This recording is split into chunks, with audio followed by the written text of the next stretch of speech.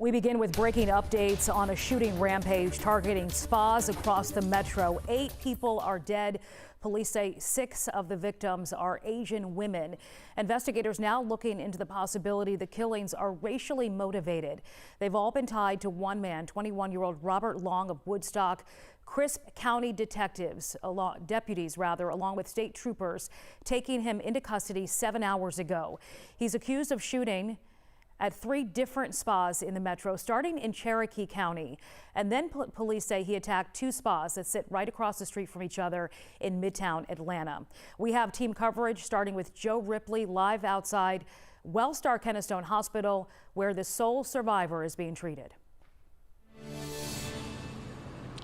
That's right. We have reached out to the Cherokee County Sheriff's Office for an update on his condition. Have not gotten one as of this 6 a.m. hour, Sheba. But we do know he is a Hispanic man. He was one of 5 people shot at a spa in Cherokee County, and the sole survivor, as you said. This is where deputies say the shooting rampage started. They were in Cherokee County around 5 o'clock Tuesday evening. 5 people shot at the Young Asians massage parlor on Highway 92 near Bells Ferry.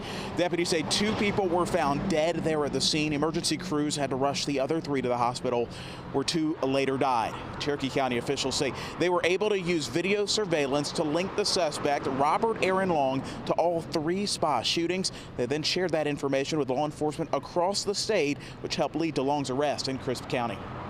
He was traveling through Crisp County. We had given out the information to law enforcement across the state. They spotted his vehicle. A pursuit occurred, and then they were able to do a pit maneuver and take him into custody. Investigators say there were 2 other people at that spa in Cherokee County who were not shot.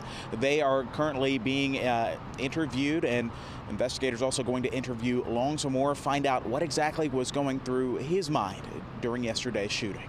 Still trying to piece together this investigation here, Joe. Thank you. So after leaving Cherokee County, police say Long drove about 30 miles south to Atlanta, right down I-75, where he continued his violent shooting spree, killing 4 women at 2 different spas. Mara Siriani joining us live from Midtown. And Mara, it didn't take long for investigators to connect these homicides. It certainly didn't, Sheba. They were able to look at surveillance video from all 3 crime scenes, match them up, and they were able to identify this guy and take him into custody, as Joe mentioned there. That was in South Georgia. But stay on this live shot here. Right here in the Midtown area, you see the Gold Spa, and then right across the street, you see the Aromatherapy Spa. This is where the shootings unfolded. So at the Gold Spa, 3 women were killed, and then across the street at Aromatherapy, Atlanta police say a 4th victim was shot and killed, and they say all 4 women were Asian. Now, the Atlanta shootings were, again, reported about 50 minutes after the killings in Cherokee County. Police say the suspect drove right down I-75, as you mentioned, here to Piedmont Road Northeast. We spoke with people who work nearby businesses. They were asked to, of course, leave the area because it was not safe. And of course, this was a crime scene. You have 2 different crime scenes here yesterday, but we're told that those folks were able to return to their respective businesses and gather some of their belongings. Incredibly scary moments here. Some people heard those gunshots, really didn't know what was going on at the time. But again, you have 4 victims here. I know we also mentioned that Atlanta police not really releasing a motive at this point. However, investigators not ruling out the fact that this could potentially have been a racially motivated situation. But of course, we will update you as soon as we learn anything new.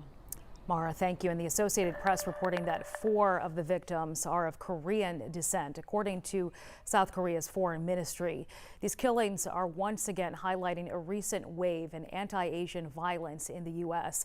And this morning, the hashtag #StopAsianHate is all over our social media feeds. Liza, are local leaders among those calling for an end to the violence? That's right. We've been hearing from many overnight, and we expect more conversation to continue throughout the morning as these details continue to emerge. And we want to bring to light one of the tweets that we also saw overnight. This statement coming from the group Stop AAPI Hate. Again, that Asian American Pacific Islanders hate group right there, and they basically calling this an unspeakable tragedy, not only for the families of the victims first and foremost, but also for the community at whole. And that's what we're really seeing on social media. So many people rallying around this hashtag Stop Asian Hate. In the meantime, we want to bring you to the attention of Governor Kemp's tweet. He talks about praying for the families of these victims and also commending the quick action of law enforcement as well, and responding and apprehending the suspect Long right there. Now, we've been following the conversation across social media, and this has really been a national one, not only here locally, but from DC to Seattle. We saw a joint statement coming down from the mayor of Seattle as well as their chief of police, and they called the violence in Atlanta an act of hate. They say they're also grieving with the families, and they also plan to amp up police patrol in that community as well. Devastating. You can see comments just coming in. Tragic. Many standing in support with the Asian American community as all of this unfolds. A huge conversation happening online this morning. Liza, one thing missing from this conversation is the surge in the discriminatory phrase China virus being used compared to 2019 to 2020 and now even this year.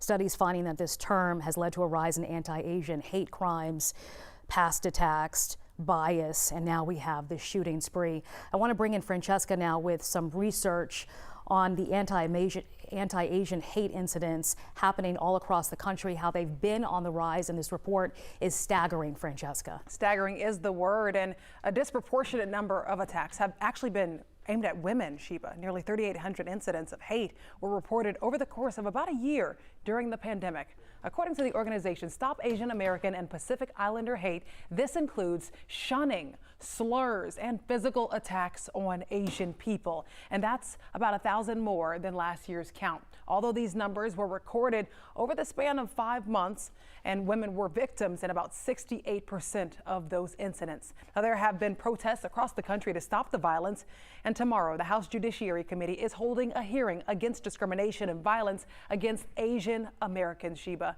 And again, I also want to mention that I have quite a few people who live in this community who are of the Asian community, and they're sharing many resources. I'm educating myself as well. One of the resources that I have clung to is hateIsAvirus.org. HateIsAvirus.org. It's an opportunity for you to donate. They provide virtual education opportunities for us to really just exonerate and just, or get rid of rather, xenophobia in America. The Asian American community, they have been ringing the alarm bells for months and months now. And I really hope that people sit up and listen now. Yeah. I would hate, I hate that it's come to this tragedy for people to really become awakened to what's going on against Asian Americans, Asians in this country. But here we are, and this mass shooting spree happening right here in our community. It's just sad. Francesca, thank you. We are staying on top of any updates to the story over on 11alive.com, and you can download our 11 Alive app for breaking news alerts. I want to bring in Chesley right now. Our other big story is the severe weather